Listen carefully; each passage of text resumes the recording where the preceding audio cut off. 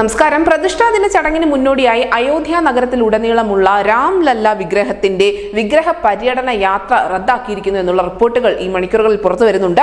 ജനുവരി 17-നായിരുന്നു ഇത്തരത്തിലുള്ള ഒരു ഘോഷയാത്ര, ഇത്തരത്തിലുള്ള ഒരു വിഗ്രഹ പര്യടനം ഈ രാമജന്മഭൂമി തീർത്ഥക്ഷേത്ര ട്രസ്റ്റ് നടത്താൻ ഉദ്ദേശിച്ചത്.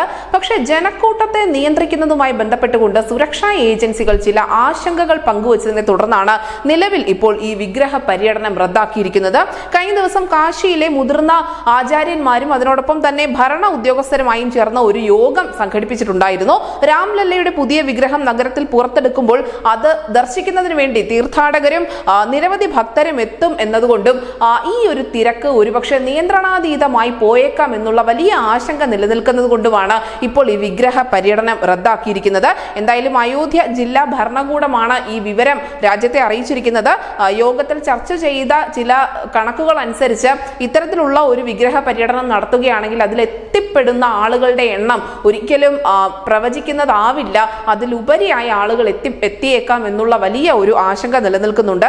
അതുകൊണ്ട് തന്നെയാണ് ഇപ്പോൾ ഈ വിഗ്രഹ പര്യടന യാത്ര റദ്ദാക്കിയിരിക്കുന്നത്. News desk Malayalam.